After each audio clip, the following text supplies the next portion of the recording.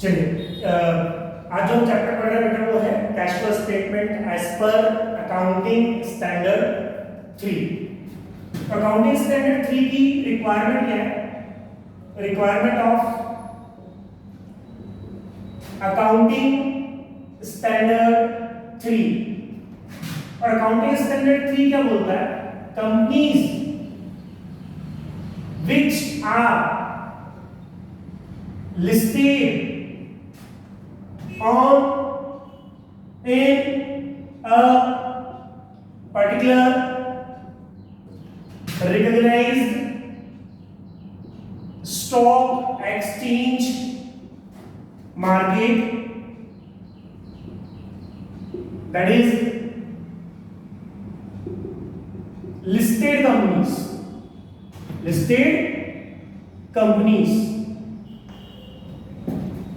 Second point, whose turnover exceeds rupees 50 crore and which accept public deposit,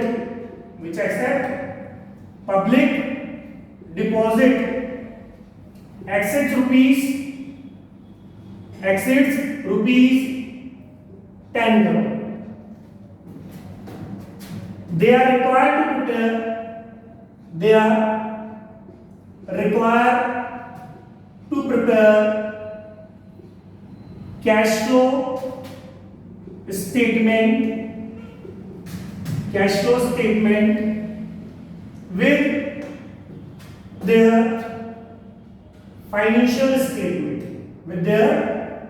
financial statements. मतलब क्या है? हम क्या बोल रहे हैं कि कंपनीज जो कि किसी particular recognised stock exchange market में क्या है, लिस्टेड है, जिनका टर्नओवर 50 करोड़ रुपए से क्या है, ज्यादा है, जिन्होंने पब्लिक डिपॉजिट एक्सेप्ट कर रखी है 10 करोड़ रुपए से ज्यादा है। तो जब भी वो अपने फाइनेंशियल स्टेटमेंट ड्रॉ करेंगे, फाइनेंशियल स्टेटमेंट में क्या क्या आता है देखिएगा। फाइनेंशियल स्टेटमेंट में आता है हमारे पास में statement of profit and loss account,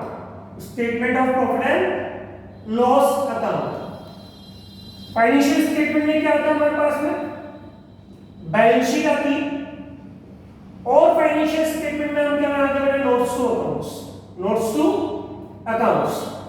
तो जब भी कंपनी ये फाइनेंशियल स्टेटमेंट ड्रॉ करेगी, like statement of profit and loss account, balance sheet, notes to accounts, तो उनके साथ कैश फ्लो स्टेटमेंट भी बनाना पड़ेगा। मतलब कैश फ्लो स्टेटमेंट किसका पार्ट हो जाता है? फाइनेंशियल स्टेटमेंट का पार्ट हो जाता है। किनके लिए?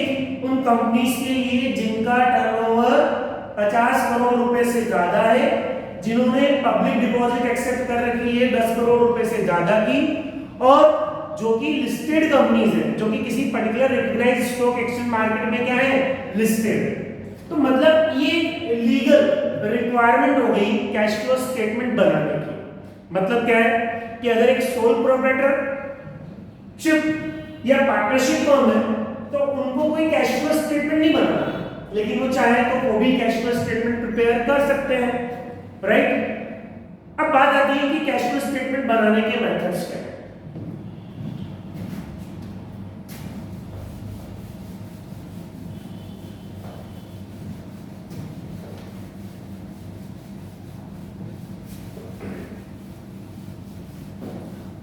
कैश फ्लो स्टेटमेंट बनाने के दो मेथड्स होते हैं। कैश फ्लो स्टेटमेंट बनाने के दो मेथड्स होते हैं। First is direct method and second one is indirect method. अच्छा, जो डायरेक्ट मेथड होता है ये होता है बेस्ड ऑन कैश बुक। ये किस पर बेस्ड होता है बेटा? कैश बुक पर बेस्ड होता है। जबकि जो इनडायरेक्ट मेथड होगा वो होगा बेटा बेस्ड ऑन फाइनेंशियल स्टेटमेंट्स। ये फाइनेंशियल स्टेटमेंट्स पर बेस्ड होता है। मतलब आपके प्रॉफिट एंड लॉस अकाउंट पर और बैलेंस शीट पर बेस्ड आपका ये कैश फ्लो स्टेटमेंट होता है। लेकिन अगर हम बात करें अकाउंटिंग स्टैंडर्ड 3 कौन से मेथड को प्रिस्क्राइब करता है, तो हमने कहा वो कौन से मेथड को प्रिस्क्राइब करता है, इनडायरेक्ट मेथड को। तो प्रिस्क्राइब है अकाउंटिंग स्टैंडर्ड 3।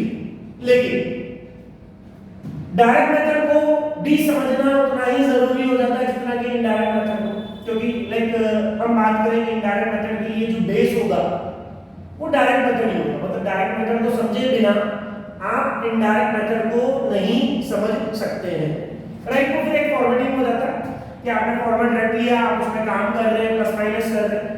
लेकिन अगर आपको प्रॉपर अंडरस्टैंडिंग चाहिए तो डायरेक्ट मेथड को भी समझना उतना ही जरूरी है, राइट। तो हम बात करें किसके लिए, direct method based on cash flow. चलिए स्टार्ट करते हैं, देखिए किस तरीके से हम कैश फ्लो स्टेटमेंट प्रिपेयर करते हैं और एक प्रोसीजर कि डायरेक्ट मेथड से कैश फ्लो स्टेटमेंट बनाने का तरीका क्या होगा। तो देखिए कैश फ्लो स्टेटमेंट बनाने के लिए आपको क्या चाहिए, आपको चाहिए इंफॉर्मेशन।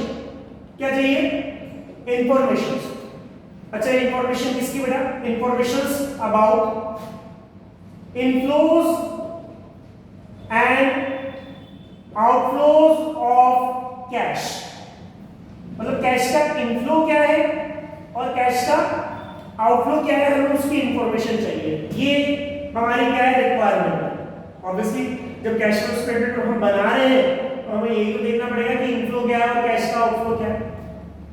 अब बात आती है कि इस रिक्वायरमेंट का बेस्ट सोर्स क्या हो, ये इंफॉर्मेशन हमें कहां से मिले। तो इस इंफॉर्मेशन का जो बेस्ट सोर्स होगा, लाइक जैसे आज हम बात करें, लाइक हम जर्नल बना रहे होंगे या सब्सिडारी बुक बना रहे होंगे, like sales book, purchase book, sales return book, purchase return book, cash book. हमने फाइनेंशियल स्टेटमेंट भी बनाया, statement of profit and loss account, balance sheet. हमने बीच में लेजर भी बनाया, ट्रायल बैलेंस भी बनाया। लेकिन बात आती है कि इस इंफॉर्मेशन का सबसे बेस्ट सोर्स क्या है।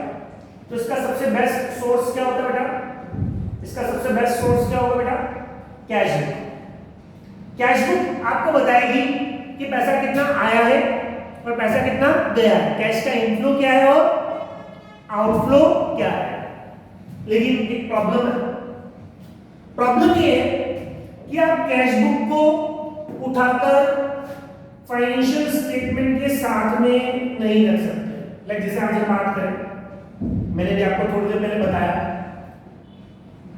कि हमारे अकाउंटिंग स्टैंडर्ड 3 की रिक्वायरमेंट क्या है कि जो कंपनीज लिस्टेड कंपनीज हैं जिनका टर्नओवर 50 करोड़ रुपए से ज्यादा है, जिन्होंने पब्लिक डिपॉजिट एक्सेप्ट कर रखी है 10 करोड़ से ज्यादा की, तो वो जब भी अपने फाइनेंशियल स्टेटमेंट ड्रॉ करेंगे, like statement of profit and loss account, balance sheet और क्या होगा, नोट्स टू अकाउंट्स, तो उसके साथ आप कैश फ्लो स्टेटमेंट भी रखेंगे। कहने का मतलब है जैसे मान लो बोर्ड ऑफ डायरेक्टर्स की मीटिंग बैठी और बोर्ड ऑफ डायरेक्टर्स की मीटिंग में फाइनेंशियल स्टेटमेंट रखे गए, तो उसके साथ हमें क्या करना पड़ेगा, कैश फ्लो स्टेटमेंट भी रखना पड़ेगा।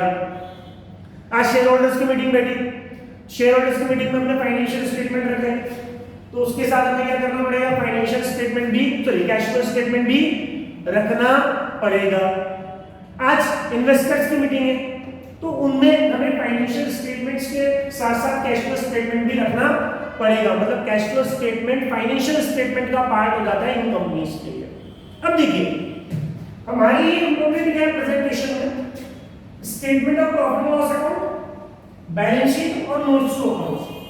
कैश फ्लो स्टेटमेंट हम आखिरी में रखेंगे, राइट। जब भी हम फाइनेंशियल स्टेटमेंट प्रेजेंट करेंगे तो कैश फ्लो स्टेटमेंट पीछे होगा एटलीस्ट, लेकिन ये तो पूरी बुक है।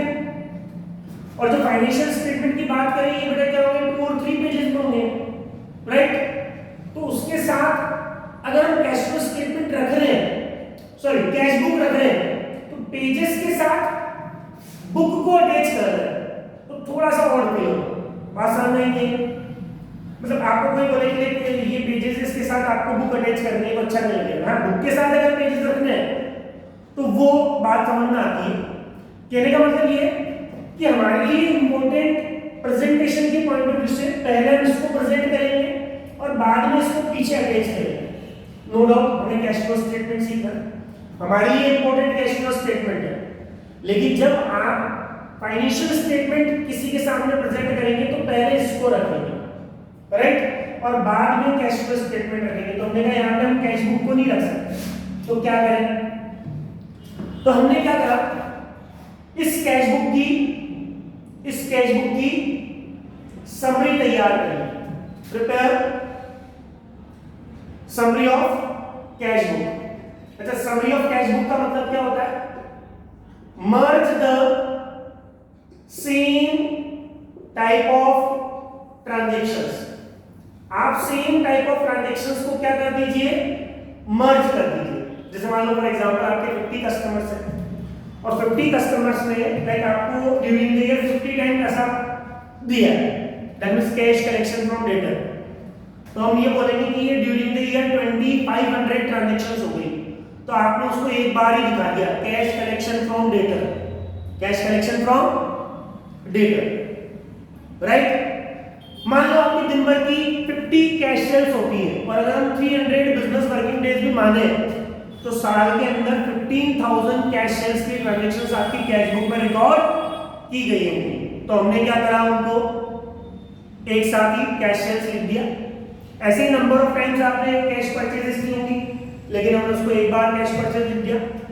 ऐसे ही आपने नंबर ऑफ टाइम्स सप्लायर्स को पेमेंट किया होगा, तो हमने वो सारे ट्रांजैक्शंस मर्ज करके paid to supplier, payment to supplier एक बार ही लिख दिया। कहने का मतलब ये जो पूरी कैश बुक है, हमने सेम टाइप ऑफ ट्रांजैक्शंस को मर्ज करके उस कैश बुक की पूरी समरी 2 या 3 पेज पर लिया है ना, राइट। तो हमने क्या तैयार कर ली, कैश बुक की समरी तैयार कर ली। अब अकाउंटिंग स्टैंडर्ड क्या कहता है कि आपको इस समरी को उठा के इसके साथ में रख देना है, भाई समरी तैयार कर ली, कैश फ्लो स्टेटमेंट तैयार हो गया, रख दिया, नहीं। वो कहता है कि इस समरी को आप 3 पार्ट में क्लासिफाई कर दीजिए। Classify the summary in 3 different activities. आप इनको 3 डिफरेंट एक्टिविटीज में क्या कर देंगे, क्लासिफाई कर देंगे। अब वो 3 डिफरेंट एक्टिविटीज क्या है उसको हम यहाँ पर एक्सप्लेन कर रहे हैं कि जो आपने कैश बुक की समरी तैयार करी है उनको 3 डिफरेंट एक्टिविटीज में कैसे क्लासिफाइड करना है। चलिए देखिए,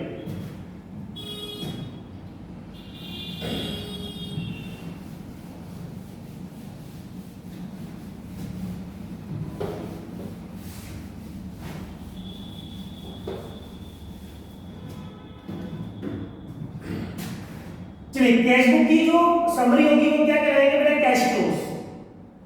कैश फ्लोज।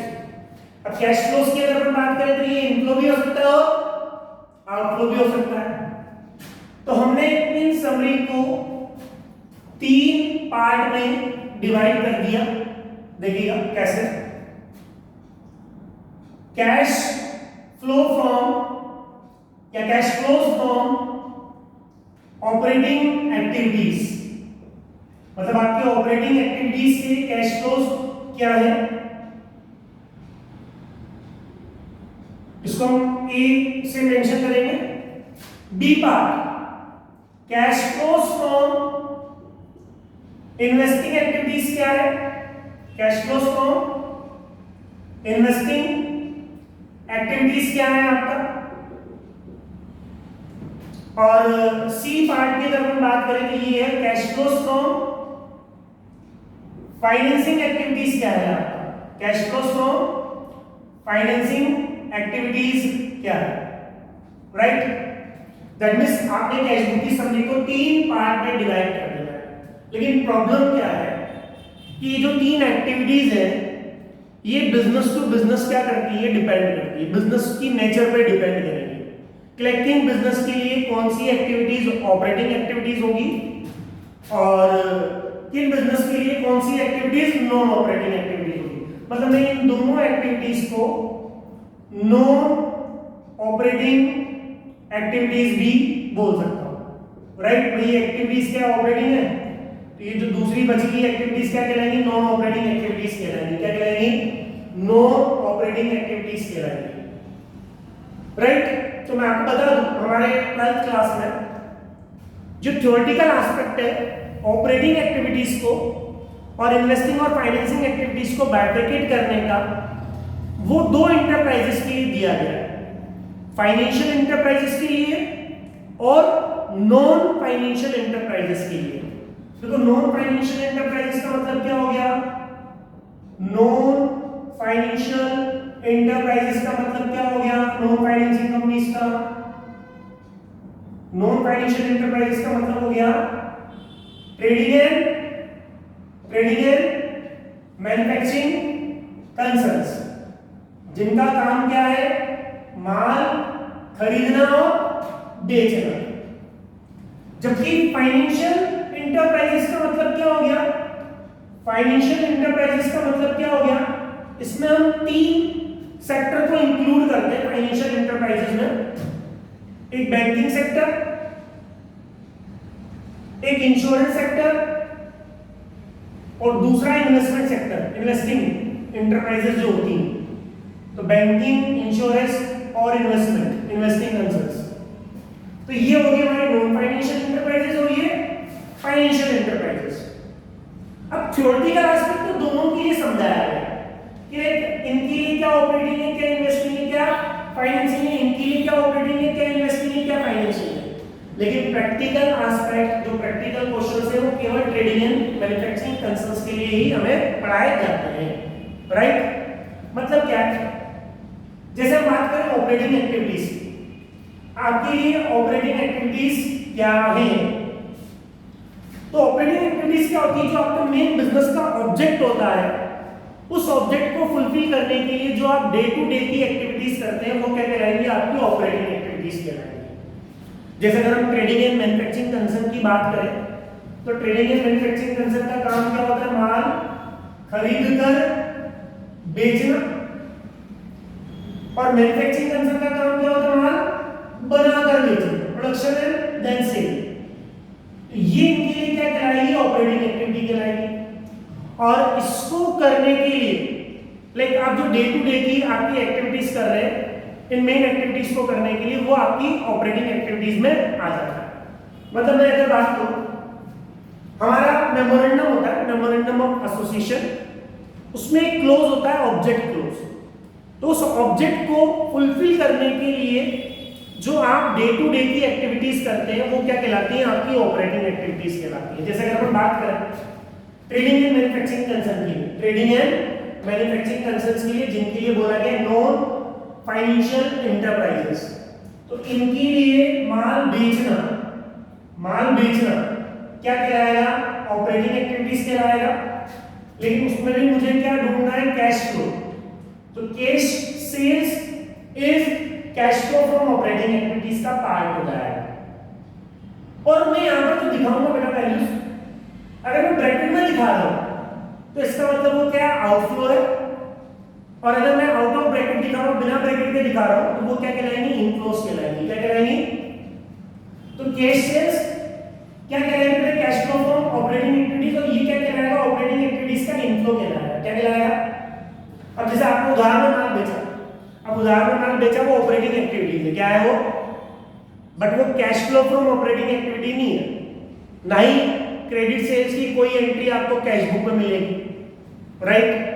क्योंकि हम कैश बुक से जो कैश फ्लो स्टेटमेंट बना रहे हैं, कैश बुक की समरी से तो कैश फ्लो स्टेटमेंट बना रहे हैं, हमें कैश बुक की जो समरी है उसी को तो 3 पार्ट में डिवाइड करना है, राइट। तो क्रेडिट सेल्स माल बेचना ऑपरेटिंग एक्टिविटीज है, लेकिन वो cash flow from operating activities नहीं है। लेकिन जब उस माल को आपने बेचा और थोड़े समय बाद आपको उनसे पैसा क्या होगा, कलेक्ट होगा, तो वो फिर आपका cash flow from operating activities का पार्ट बन जाएगा। तो हमने क्या बोला यहाँ पे, क्या आगे, कैश कलेक्शन फ्रॉम डेटर्स, या इसको बोलेंगे कैश कलेक्शन फ्रॉम कस्टमर्स, या इसके लिए एक वर्ड और यूज कर सकते हैं, cash collection from trade receivers. तो ये क्या कहलाएगा बेटा, आपका इनफ्लो कहलाएगा। क्या कहलाएगा, इनफ्लो कहलाएगा। इसी तरीके से अगर आपने माल खरीदा, कैश परचेजेस, तो वो क्या कहलाएगा बेटा, आउटफ्लो कहलाएगा। क्या कहलाएगा, आउटफ्लो कहलाएगा। आपने माल उधार में खरीदा, वो भी आपकी ऑपरेटिंग एक्टिविटी है, बट वो cash flow like cash activity नहीं है, लेकिन जब आपने उधार में माल खरीदा और बाद में सप्लायर को पेमेंट करेंगे तो फिर वो कैश एक्टिविटी में कन्वर्ट हो जाएगा। तो paid to suppliers, paid to suppliers, trade payables. और मैं एक बात और बता दूं बेटा कि ट्रेड रिसीवेबल में हम डेटर्स प्लस बीआर को इंक्लूड करते हैं, डेटर्स प्लस बीआर को इंक्लूड करते हैं, जबकि ट्रेड पेबल्स में हम क्रेडिटर्स प्लस बीपी को इंक्लूड करेंगे। दैट मींस अगर क्रेडिटर्स का आपने पेमेंट किया है या बिल्स पेबल का पेमेंट किया है तो वो आपका आउटफ्लो हो जाएगा ऑपरेटिंग एक्टिविटीज का। और इसी तरीके से अगर आपने कस्टमर से पैसा कलेक्ट किया है या बीआर का आपने कोई कलेक्शन किया है तो वो भी इनफ्लो हो जाएगा किसका बेटा, ऑपरेटिंग एक्टिविटीज का। फिर हम बात करें payment of operating expenses. Operating expenses क्या होता है, जो आपके डेली रूटीन के एक्सपेंसेस होते हैं, जो रेगुलरली जो एक्सपेंसेस आप पे करते हैं बिजनेस को ऑपरेट करने के लिए, चलाने के लिए, वो क्या कहलाएंगे, ऑपरेटिंग एक्सपेंसेस कहलाएंगे। और इसमें 3 हेड के एक्सपेंसेस को इंक्लूड करते हैं, ऑफिस के, एडमिनिस्ट्रेशन के, सेलिंग एंड डिस्ट्रीब्यूशन के, और तीसरा जो हेड है हमारा फैक्ट्री के खर्चे। किसके खर्चे बेटा, फैक्ट्री के खर्चे। तो ये आपके ऑपरेटिंग एक्टिविटीज का क्या कहलाएगा, आउटफ्लो कहलाएगा। क्या कहलाएगा, आउटफ्लो कहलाएगा। बात समझ में आएगी, राइट। अब जैसे मान लो कोई ट्रेडिंग एंड मैन्युफैक्चरिंग कंसर्न है, अगर वो लोन दे रही है या लोन ले रही है, राइट, तो उसके लिए वो ऑपरेटिंग एक्टिविटी नहीं हो जाएगी, वो क्या कहलाएगी, नॉन ऑपरेटिंग एक्टिविटी कहलाएगी। क्या कहलाएगी, अब हो सकता है वो इन्वेस्टिंग हो सकता है वो फाइनेंशियल हो, लेकिन अगर एक फाइनेंशियल इंटरप्राइजेस है तो उसका तो काम ही है ये लोन देना और लोन लेना। जैसे बैंक की बात करें तो बैंक का काम क्या है, लोन देना और लोन, तो वो उसके लिए ऑपरेटिंग हो जाएगा। क्या हो जाएगा, ऑपरेटिंग हो जाएगा। आज एक ट्रेडिंग एंड मैन्युफैक्चरिंग कंसर्न है, किसी दूसरी कंपनी के शेयर्स खरीद रही है, डिबेंचर्स खरीद रही है, शेयर्स को बेच रही है, डिबेंचर्स को बेच रही है, तो वो उसके लिए इन्वेस्टमेंट हो गया। क्या हो गया, इन्वेस्टमेंट। लेकिन वही इन्वेस्टिंग कंसर्न्स के लिए क्या हो जाएगा, ऑपरेटिंग एक्टिविटीज हो जाएगा। क्या हो जाएगा बेटा, ऑपरेटिंग एक्टिविटीज हो जाएगा।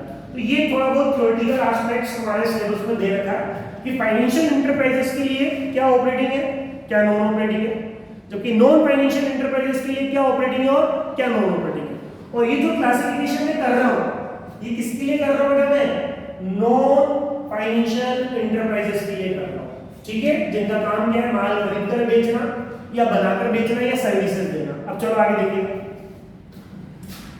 सब ऑपरेटिंग एक्टिविटीज में और हम क्या क्या इंक्लूड करते हैं, जैसे मान लो आज आपने देखा होगा मार्केट में कई तरह के आउटलेट्स होते हैं, लाइक जैसे अगर हम बात करें आउटलेट्स में, अगर बात करें रिटेल आउटलेट्स में, लाइक मैकडॉनल्ड्स हो गया, डोमिनोज हो गया, राइट, बर्गर किंग हो गया। क्या ये जो आउटलेट है ये कंपनी खुद चलाती है क्या? हमने कहा हाँ भी और नहीं भी। कंपनी क्या करती है, इनकी फ्रेंचाइजी दे देती है। क्या देती है, राइट। और दूसरी जगह क्या होता है, जैसे मान लो लाइक कंपनी को लगता है कि इस मार्केट में सेल अच्छी है, जैसे मेट्रो सिटीज में अगर आप जाएंगे तो वहां पर पर्टिकुलर एरियाज में इन प्रोडक्ट की सेल क्या हो रही है, अच्छी हो रही है, राइट, फूड आइटम्स अच्छी तरीके से बिक रहे हैं। तो कंपनी क्या करती है, फ्रेंचाइजी देने की जगह खुद ही वहां पर अपना सेटअप जमा लेती है। तो कंपनी क्या कर रही है, वहां पर माल बेचकर भी कमा रही है, और जहां फ्रेंचाइजी ने दे दिया उनसे रॉयल्टीज की इनकम या कमीशन की इनकम भी अर्न कर रही है। नहीं कर रही है। आज आप अनाज मंडी में जाइए, सब्जी मंडी में जाइए, तो जो वहाँ आड़तिया बैठे रहते हैं, ब्रोकर्स बैठे रहते हैं, वो क्या करते हैं, जब किसान का माल आता है तो कभी कभार तो किसान का माल हाथों हाथ ही कमीशन लेकर आगे बेच देते हैं, और कभी कभार क्या करते हैं, किसान से माल खुद खरीद लेते हैं, और खुद खरीदकर थोड़ा समय वो स्टोर करके उसको क्या कर देते हैं, बेच देते हैं। तो मतलब वो माल खरीदकर और बेचकर भी कमा रहे हैं और उनको एक कमीशन की इनकम भी मिल रही है। तो वो उनके लिए क्या कहलाएगा, ऑपरेटिंग एक्टिविटी कहलाएगा। क्या कहलाएगा, तो इसमें क्या क्या आ जाता है बेटा ऑपरेटिंग एक्टिविटीज में, received from royalties and commissions, received from royalties and commissions. तो ये आपकी ऑपरेटिंग एक्टिविटीज होगी। और अगर हम सर्विस कंसर्न्स की बात करें तो सर्विस कंसर्न्स के लिए क्या होता है, सर्विसेज देने से जो पैसा मिलेगा वो उनके लिए ऑपरेटिंग है, या सर्विसेज पर अगर आपने कुछ पैसा खर्च किया है तो वो भी क्या कहलाएगा, ऑपरेटिंग एक्टिविटीज का ही पार्ट होगा। ठीक है, राइट। यहां पर कुछ डीम्ड ऑपरेटिंग एक्टिविटीज भी लेते हैं बेटा, डीम्ड ऑपरेटिंग एक्टिविटीज जिनको हम मानते हुए ऑपरेटिंग एक्टिविटीज दिखाते हैं बेटा, लेकिन मैं भी उनको एक्सप्लेन नहीं कर रहा हूं। मैं जब आपको फॉर्मेट समझाऊंगा डायरेक्ट मेथड का, तो उस जगह मैं आपको समझाऊंगा कि डीम्ड ऑपरेटिंग एक्टिविटीज क्या होती है और उनको किस तरीके से ट्रीट किया जाता है। अब बात आ जाएगी इन्वेस्टिंग एक्टिविटीज की। ठीक है, इन्वेस्टिंग एक्टिविटीज क्या होती है, तो इसके लिए मैं आपको एक छोटा सा रेफरेंस यहां पर दे रहा हूं, और रेफरेंस है अकाउंटिंग स्टैंडर्ड 13 का। और अकाउंटिंग स्टैंडर्ड 13 है अकाउंटिंग फॉर इन्वेस्टमेंट, और सबसे पहले उसमें इन्वेस्टमेंट को डिफाइन किया गया। तो अकाउंटिंग स्टैंडर्ड 13 के अकॉर्डिंग इन्वेस्टमेंट क्या होते हैं ध्यान दीजिएगा, और फिर उसके अकॉर्डिंग हम समझेंगे कि हमारे लिए इन्वेस्टिंग एक्टिविटीज क्या होती है। तो अकाउंटिंग स्टैंडर्ड 13 क्या बोलता है, an asset held by an enterprise to earn income by way of rentals, interest or dividends, or for capital appreciation, or for capital appreciation, or for other benefits to the investing enterprise। तो अगर इस definition को हम समझें तो ये definition क्या बोलती है कि आपने एक एसेट को हेल्ड करके रख रखा है, अपने पास रख रखा है भाई, किस लिए, इनकम को कमाने के लिए। और इनकम का जरिया क्या है, आपको इंटरेस्ट की इनकम मिल सकती है, डिविडेंड की इनकम मिल सकती है, उससे रेंटल की इनकम मिल सकती है। और चलो ठीक है, इनकम नहीं मिल रही, अगर आपकी कैपिटल अप्रिशिएट हो रही है, उस एसेट की वैल्यू बढ़ रही है, तो भी क्या कहलाएगा वो इन्वेस्टमेंट। या आपने कोई दूसरे बेनिफिट्स के लिए उनको रख रखा है, जैसे अगर मैं बात करूं, मैं आज ही क्लासरूम में हूं, क्लासरूम में मैंने कुछ फर्नीचर रख रखा है, तो फर्नीचर भी मेरा इन्वेस्टमेंट ही है, राइट, या मालिक का इन्वेस्टमेंट ही है, क्योंकि हमने वो सर्विसेज देने के लिए एसेट को हेल्ड कर रखा है। आज मैन्युफैक्चरिंग कंपनीज है, लाइक उन्होंने मशीनरीज का इंस्टॉलेशन कर रखा है, मशीनरीज परचेस की है, तो वो भी क्या कहलाएगा, उनका इन्वेस्टमेंट कहलाएगा। कोई लैंड बिल्डिंग खरीदी, मोटर व्हीकल खरीदी है, जिससे लाइक हम सर्विसेज देने में उनको काम में लेते हैं, तो वो क्या कहलाएगा, उसका इन्वेस्टमेंट कहलाएगा। क्या कहलाएगा, इन्वेस्टमेंट कहलाएगा। तो इस डेफिनेशन के अकॉर्डिंग अगर हम इन्वेस्टिंग एक्टिविटीज को डिफाइन करें तो क्या क्या आएगा बेटा, ऐसा देखिएगा, sale of fixed asset, fixed asset को बेचना, ये क्या हो गया एक तरीके से inflow. Purchase of fixed asset, fixed asset को खरीदना, लैंड बिल्डिंग खरीदना, प्लांट मशीनरी खरीदना, मोटर व्हीकल खरीदना। अच्छा, यहाँ पर फिक्स्ड एसेट में टेंजिबल हो इंटेंजिबल हो दोनों इन्वेस्टमेंट है। आज हमने कोई पेटेंट ट्रेडमार्क कॉपीराइट के लिए पेमेंट किया तो भी हमारा इन्वेस्टमेंट ही कहलाएगा। आज हमने गुडविल खरीदी तो भी हमारा क्या कहलाएगा, वो इन्वेस्टमेंट ही कहलाएगा। हाँ, अगर इन्वेस्टमेंट खरीद रहे हैं, जैसे खरीद रहे हैं तो वो आउटफ्लो है, और फिर जैसे अगर बेच रहे हैं तो वो क्या कहलाएगा, इनफ्लो कहलाएगा। इसी तरीके से परचेज ऑफ इन्वेस्टमेंट, आप किसी दूसरी कंपनी के शेयर्स खरीद रहे हैं, डिबेंचर्स खरीद रहे हैं, बॉन्ड खरीद रहे हैं, तो वो भी आपका इन्वेस्टमेंट है। सेल ऑफ इन्वेस्टमेंट, इन्वेस्टमेंट को बेचना, ये इनफ्लो हो गया बेटा। हाँ, इधर बात करें, अगर आपने इन्वेस्टमेंट कर रखे तो आपको इन पर क्या मिलेगा बेटा, इंटरेस्ट मिलेगा, ये भी इन्वेस्टिंग एक्टिविटीज का पार्ट है। आपको इन पर डिविडेंड मिलेगा, डिविडेंड रिसीव किया, ये भी इन्वेस्टिंग एक्टिविटीज का पार्ट है।